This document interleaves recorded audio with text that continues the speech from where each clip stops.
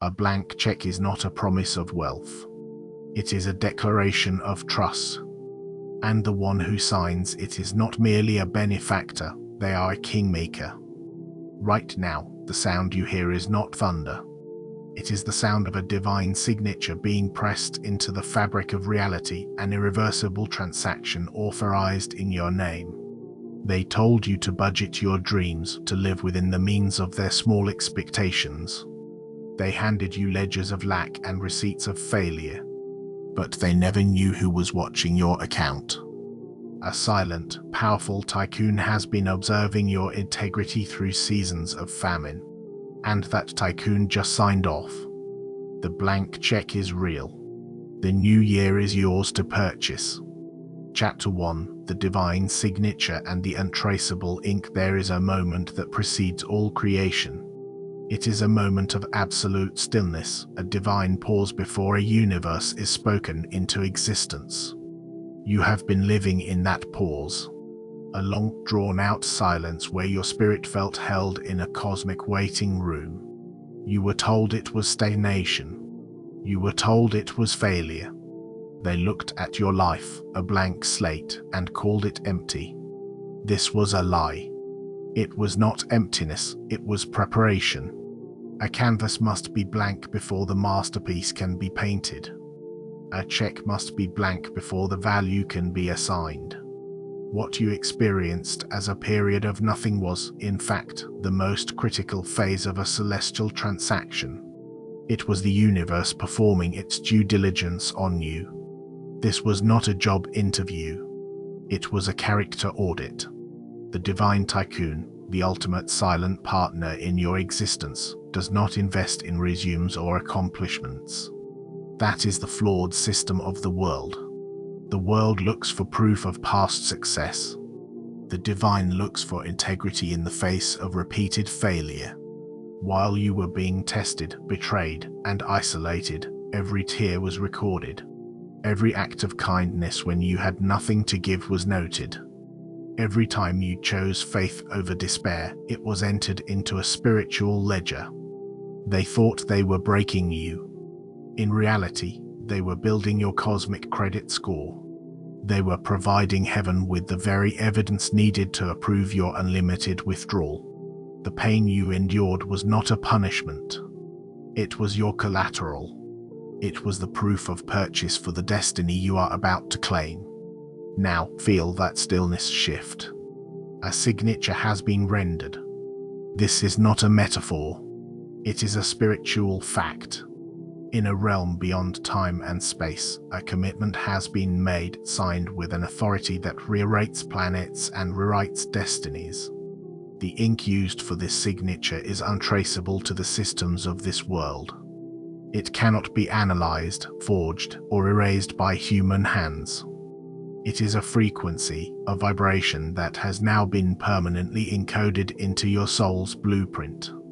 This is why you have felt a strange sense of calm lately, an unexplainable feeling that the fight is over even though nothing in your physical reality has changed yet. Your spirit felt the signature before your mind could process it. It recognized the authority of the tycoon. It is the feeling of a prisoner who hears the governor's pardon being read from a distance. The bars are still there, but they have become irrelevant. The ones who orchestrated your confinement cannot perceive this signature. To them, you are still the same person, trapped in the same circumstances. They look at you and see the past. But the universe now looks at you and sees a blank check, an authorized agent of divine will. This is the great disconnect. It is why their words no longer affect you, why their attempts to provoke you feel hollow and distant. They are throwing stones at a fortress, unaware that the fortress has already been teleported to a new kingdom. The check is not just for money or material things. Those are secondary. The first thing this signature purchases is your sovereignty. It buys back your authority from every person, every system, and every memory that ever claimed ownership over you. The name on the check is yours. The signature belongs to God. And the transaction is final. The world does not get a vote. Their opinions, their curses, their projections, they are all insufficient funds attempting to block a transaction that has already been cleared by the central bank of the cosmos. You are about to witness the lag between the spiritual and the physical. The deal is done. The signature is dry. Now you will watch as the material world scrambles to catch up. People will suddenly change their tune. Opportunities that were locked will swing open without a key. Resources you begged for will be offered freely. Do not be confused. This is not their kindness. This is the world bending its knee to the authority of the signature you now carry. They are not responding to you, they are responding to the power backing you. They are bowing to the Tycoon. You are simply the vessel, the authorized bearer of an account with no limit. Your only job now is to learn how to spend with the mind of the one who signed the check. Your season of earning is over. Your season of spending has just begun. This is not a game of chance. This is not your lucky day. This is a verdict. It is heaven's answer to the slander, the sabotage, and the suppression you endured. The Tycoon watched them try to devalue your stock, to short your potential.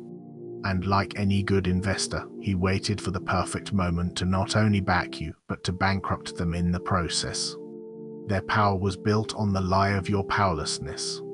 Now that the check is signed, their entire fraudulent system is collapsing. The new year is not a gift. It is a purchase you have already made with your tears, your faith, and your resilience. You are simply walking up to the counter to collect what is already yours. Now, we must formalize this activation. This is not a request, it is an assignment. The energy of this transmission must be anchored into your reality. First, like this video. This action is a digital co-signature, your agreement that anchors this divine energy into your timeline. It is your conscious amen. Second, subscribe to this channel. This is you joining the collective, linking your energy with the global network of anointed ones who are receiving this same activation. There is power in unity. Third, comment with the divine code 77. This is not just a number. It is your energetic signature, a public declaration to the universe that you accept the terms of this divine contract. Finally, let this video play again in the background. Allow the frequency of these words to saturate your spirit, to recalibrate your subconscious mind from a reality of lack to the undeniable truth of your unlimited backing. Do this now. Chapter 2. Reading the fine print on a divine contract. Every contract has terms. A blank check from a worldly source often comes with hidden clauses and unspoken expectations. But the contract you now hold operates on a different legal framework. The fine print is not written to trap you, it is written to liberate you. It is crucial, however, that you understand these terms, for this power is not meant to be squandered. It is meant to be invested according to the portfolio of your soul's purpose. The first and most important clause is this: the check is not redeemable for vanity.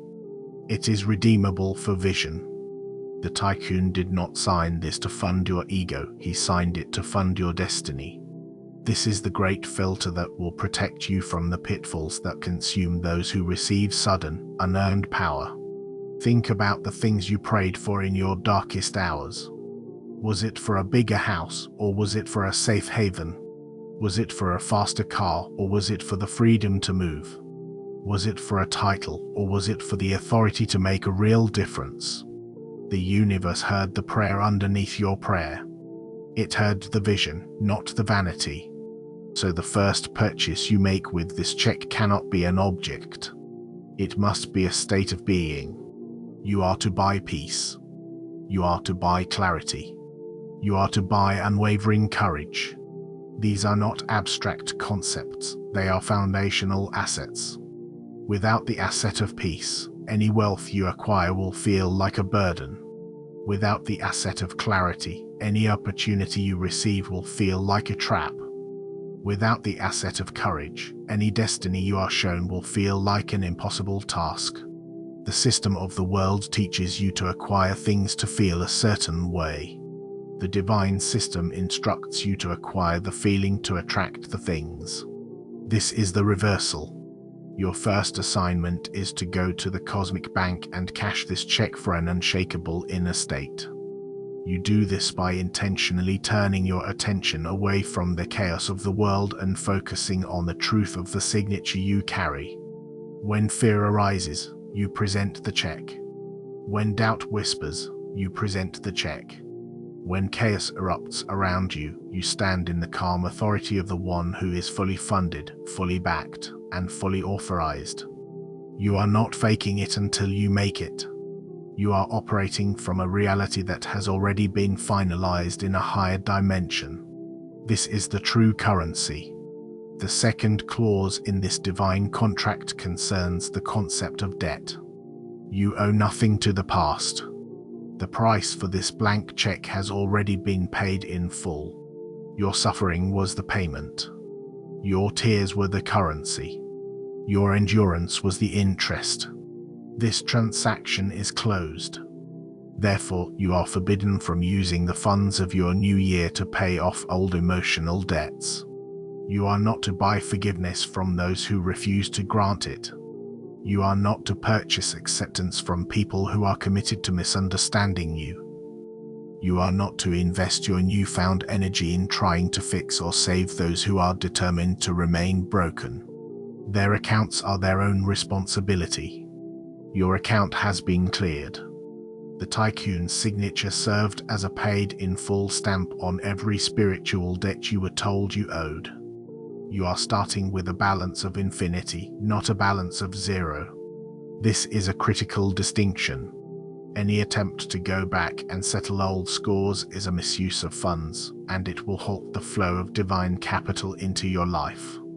The door to the past is not just closed, the entire building has been demolished. The third clause is about the nature of the Tycoon himself. He is a silent partner. He will not announce his involvement to the world. He will not take credit for your success in a way the world can understand. The signature is invisible to the naked eye. This means you will be the face of the enterprise. You will be the one they see making the moves, creating the change, and building the new reality. This is a test. Will you take the credit for yourself, or will you remember the silent power that backs you? The moment your ego claims to be the source of this power, the flow will be restricted. The Tycoon does not fund arrogance.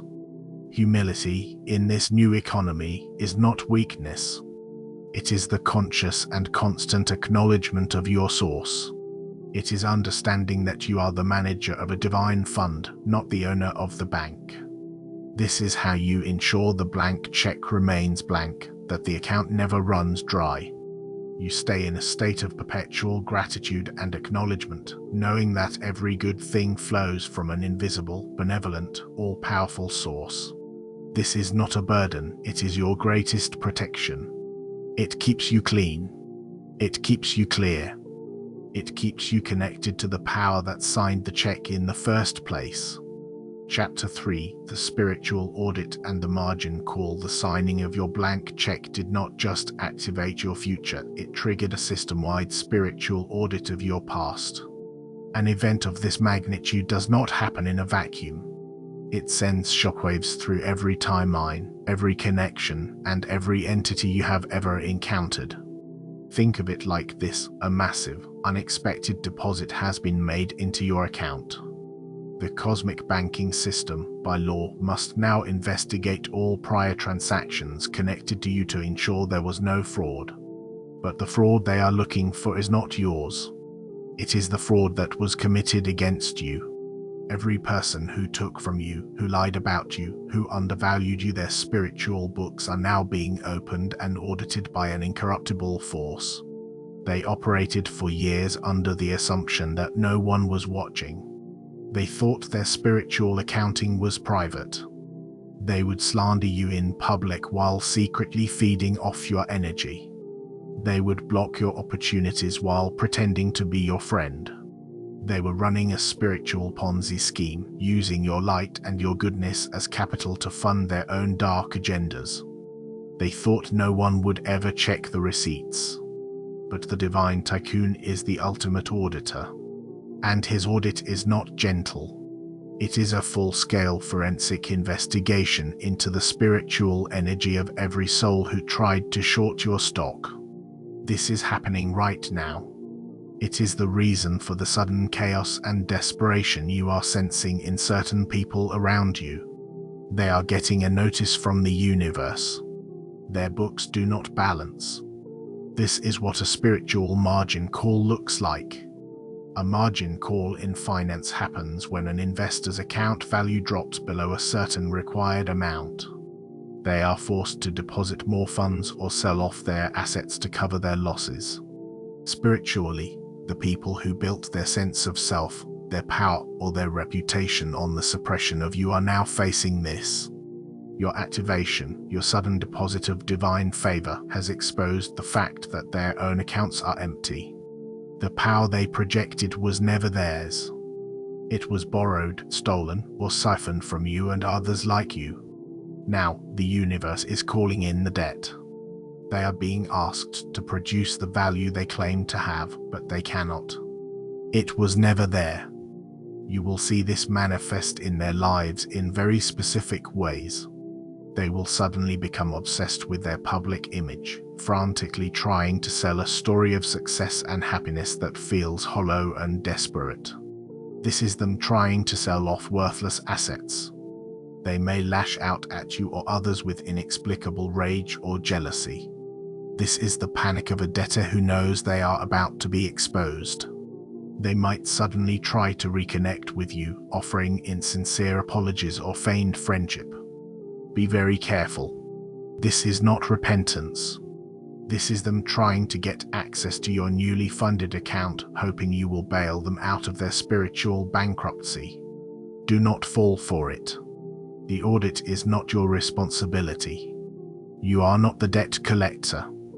Your only job is to stand back and allow the cosmic process to unfold. This audit is not for your entertainment. It is for your protection. The universe is cleaning house. It is clearing out all the fraudulent accounts and bad actors that were connected to your energy field. This is a necessary prerequisite for the next stage of your life. You cannot build an empire on a foundation infested with termites. You cannot receive limitless abundance when there are holes in your energetic pockets. The chaos you see in their lives is the sound of the universe patching those holes for you. It is a divine act of pest control. It might feel uncomfortable to watch. You may even feel a pang of pity for them. This is your good heart, but do not let it cloud your judgment. Justice is not cruelty. It is the rebalancing of cosmic law. They are not being punished, they are simply being asked to finally pay for what they consumed. Their panic is the sound of a bill coming due. Their tears are the interest on a loan of stolen light. Stay silent, stay centered, and let the auditors do their work. The path forward must be clear of their debris. Chapter 4. Making the first purchase, the acquisition of self with a blank check in hand. The temptation is to immediately start acquiring things you have long desired. The world has trained you to think in terms of external accumulation. A new home, a new vehicle, a new wardrobe. These are not inherently wrong, but they are distractions from the first and most critical acquisition you are now authorized to make, the complete and total purchase of your own sovereign self. For years, pieces of you have been leased out, mortgaged, and sold off without your full consent. Your peace was leased to chaotic people in exchange for conditional love. Your energy was mortgaged to draining jobs in exchange for a meager sense of security. Your dreams were sold off to the highest bidder of doubt and ridicule. You became a patchwork of obligations, expectations, and projections. You were a property owned and managed by committee. The first line item on your new budget, the first thing you write on that divine check, is myself. The amount is paid in full. You are executing a buyout. You are consolidating all the scattered shares of your own being back into one single portfolio under your exclusive ownership. This is a deliberate, conscious act. It is the most powerful move you will ever make. It is the moment you stop asking for permission to be who you are. It is the moment you stop negotiating your worth. You are not making an offer, you are serving a notice of acquisition. Every part of you that has been held hostage by the past is now being liberated by the authority of the Tycoon's signature. How do you do this? It begins with a declaration. You speak it into existence. I now purchase back every piece of my power, my peace, my joy, and my time that was given away, taken, or sold under duress. This debt is cancelled. The contract is void. I am the sole owner of this life. This is not just an affirmation. It is a legal decree in the court of spirit.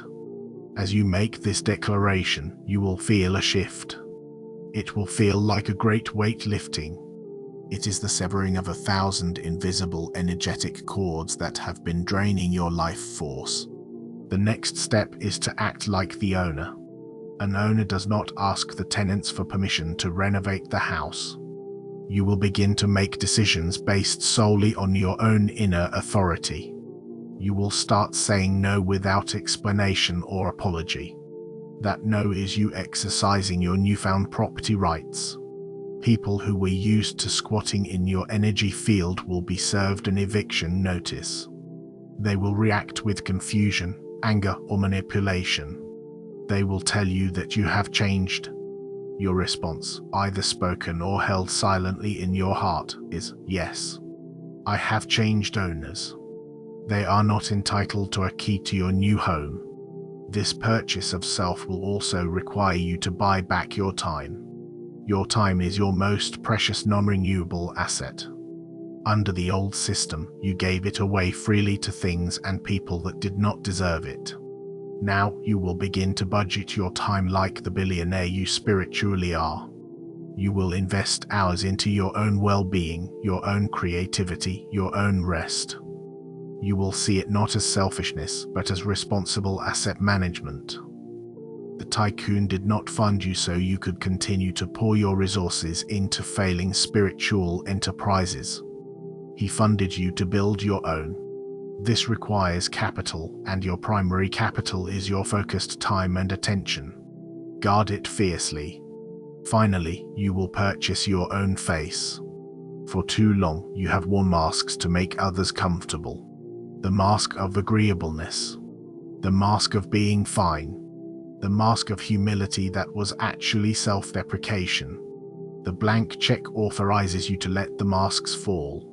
You will purchase the right to your own authentic expression, even if it makes others uncomfortable. Your authentic joy will trigger their jealousy. Your authentic sadness will trigger their judgment. Your authentic power will trigger their fear. Let it. You are no longer responsible for managing the emotional reactions of the gallery. You are the masterpiece, and you are finally allowing yourself to be seen as you were originally designed. This is the first, greatest, and most lasting thing you will ever buy. It is the foundation upon which your entire new year, your entire new life will be built. Everything else is just furniture for the house you have finally and completely claimed as your own. Chapter 5: The Ghosts at the Bank and the Velvet Rope. The moment a significant transaction clears, a notification is sent out. In the spiritual realm, the confirmation of your blank check being activated has alerted every energy that has ever been connected to your account. And now, they are showing up at the bank. These are the ghosts of your past. They are former friends, ex-partners, estranged family members, and old colleagues who sensed, on a subconscious level, that your value has skyrocketed. They are not coming to celebrate you. They are coming to make a withdrawal. They arrive with phantom invoices and fraudulent claims, believing your newfound fortune is a community pot from which they are entitled to drink. This is the most subtle and dangerous test you will face in this new season. Their approach will be cloaked in familiarity and nostalgia. They will say things like, "I always believed in you," or "Remember all the good times we had." This is not a genuine reconnection, it is a tactic. They are attempting to use the password of a shared past to gain access to the vault of your future. They will appeal to your loyalty, your kindness, and your old patterns of people-pleasing. They are banking on the fact that you have not yet fully stepped into your new identity as the sole proprietor of your life. They see you as the same person they could manipulate, guilt, or drain, just with better resources. This is a critical error on their part, and your response will determine the security of your entire divine inheritance. You must become the velvet rope. You must become the unshakable, polite, but firm security at the entrance of your own soul. The velvet rope does not argue. It does not explain. It does not get angry. It simply is. It represents a boundary that is non-negotiable. Your energy is now a private club, and admission is by invitation only. Not everyone gets in. In fact, most of the old crowd will not have their names on the list. When they show up, you do not owe them a lengthy justification. A simple, "I'm not available for that," or "My energy is focused elsewhere right now," is a complete sentence. It is the velvet rope in verbal form. Some of these ghosts will be more aggressive. They are the ones who feel the most entitled to your energy. They will try to create drama, accuse you of being selfish, or attempt to publicly shame you. This is the spiritual equivalent of someone causing a scene at the door because their credit card was declined. It is not your problem to solve. You do not engage. Engaging with their chaos is like letting them into the lobby to argue. It disrupts the peace of your establishment. You must let them have their tantrum on the sidewalk. Their tears, titles, or tantrums do not change the fact that they are not on the list. The tycoon who funds you did not authorize their entry. Your job is to honor the guest list, not to debate it. This process will feel lonely at first. You will be clearing out a room that was once crowded. The silence will be loud. But in that silence, you will begin to hear a new sound, the sound of your own intuition, your own desires, your own voice. You are creating a vacuum, and divine law dictates that a vacuum must be filled. By removing the ghosts of the past, you are making space for the allies of your future. You are creating room for the divine appointments, the purpose-aligned partners, and the genuine supporters who will celebrate your success, not try to cash in on it. These are the people who have also been audited and approved by the Tycoon. They have their own accounts. They are not looking to you for a handout, they are looking to you for a collaboration. This is the new collective you are being invited to join. But you cannot enter that new room until you have secured the door to the old one. The velvet rope is your tool of discernment. Use it without apology. It is the wisest investment you will make in protecting your primary asset, your peace. Chapter 6: The Mentality of the Tycoon. From recipient to benefactor, receiving a blank check is a blessing. Understanding the mind of the one who signed it is the ascension. The ultimate purpose of this divine funding is not for you to live a life of comfortable reception. It is to graduate you from the role of the recipient to the role of the benefactor. The Tycoon is not just giving you a fish, he is teaching you how to own the ocean. This requires a profound and permanent shift in your core identity. You must stop thinking like someone who has been saved from poverty and start thinking like someone who eradicates it. You are moving from the employee mindset to the owner mindset. The employee mindset is focused on security. It asks, what can I get? How can I hold on to it? Is there enough for me? It is a mindset rooted in the memory of lack. It is perpetually anxious, constantly checking the balance, afraid that the funds will suddenly disappear. The owner mindset, the tycoon mentality, operates from a completely different premise. It is focused on circulation. It asks, where can this be invested? How can this create more? Who can be empowered by this? It understands that the supply is infinite and that true wealth is measured not by what you accumulate, but by what you distribute. The tycoon did not acquire infinite resources by hoarding them, he acquired them by being the source of them. This is your training now. The universe will present you with opportunities to practice this new mentality. It will start small. You will be prompted to give a generous tip, to pay for a stranger's coffee, to share your wisdom with someone who is struggling. These are not random impulses. These are tests. The universe is watching to see if you will operate from a spirit of abundance or a spirit of fear. Will you cling to your resources, terrified of losing them, or will you release them with joy, trusting that the source is inexhaustible? Every time you give freely, without expectation of return, you are affirming your faith in the tycoon. You are acting like a true heir to his fortune. And in this divine economy, every act of generous circulation is met with an exponential increase in the flow back to you. Adopting the tycoon mentality also means you must develop an allergy to waste. This is not about being stingy, it is about being strategic. The tycoon does not invest in dead-end projects. You must stop investing your most valuable assets, your time, energy, and focus into things that yield no spiritual return. This includes pointless arguments, draining relationships, and mindless entertainment. An owner is ruthless with their time.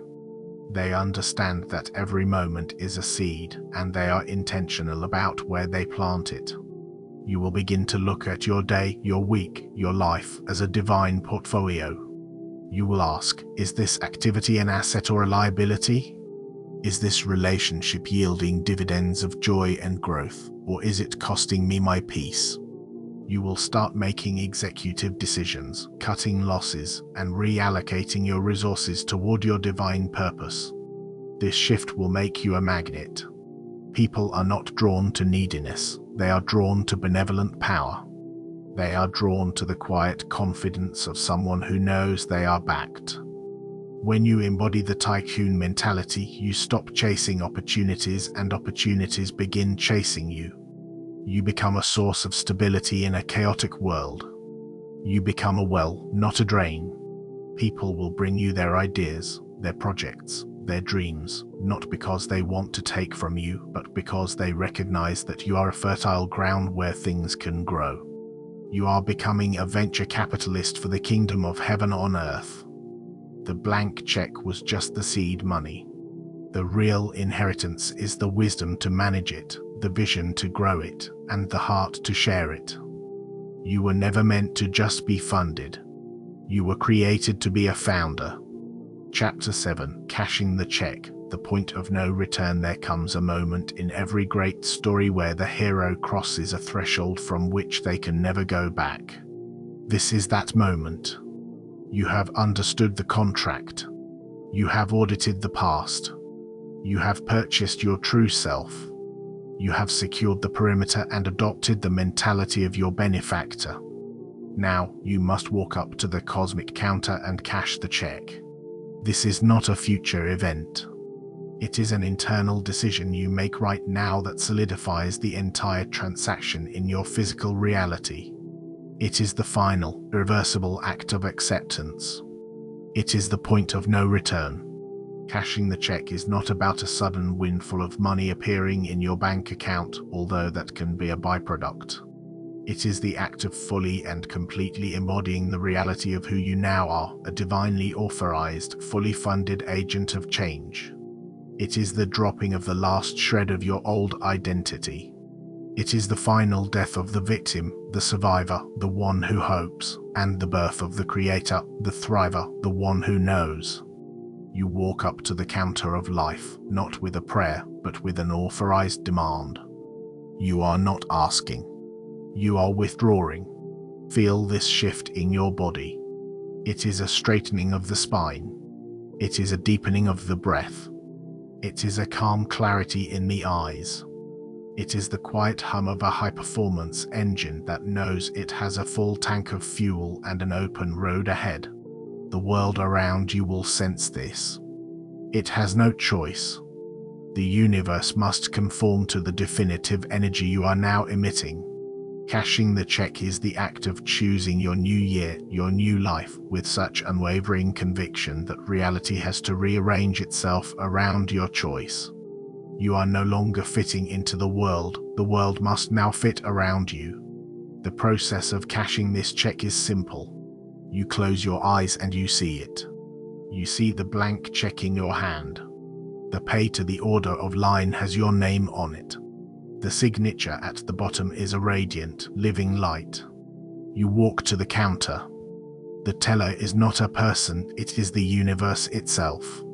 You do not speak. You do not need to. You simply slide the check across the counter. And in that moment, you let go. You let go of how it will happen. You let go of when it will happen. You let go of what it will look like. The surrender is your part of the transaction. You have presented the authorized note. Your job is done. The bank is now legally obligated to release the funds. This is the point of no return, because once you have truly surrendered the outcome to the divine banker, you can no longer operate from your old reality. You cannot go back to worrying about the how. You cannot go back to struggling and striving.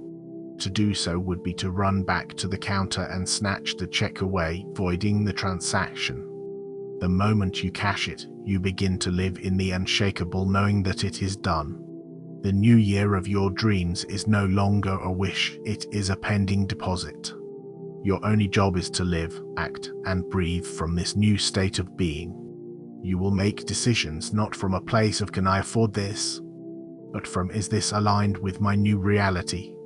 Your entire energetic signature changes from one of asking to one of receiving. This is the final key. The world does not give you what you want. It gives you what you are. And you are, now and forever, the bearer of the signed blank check. The transaction is complete.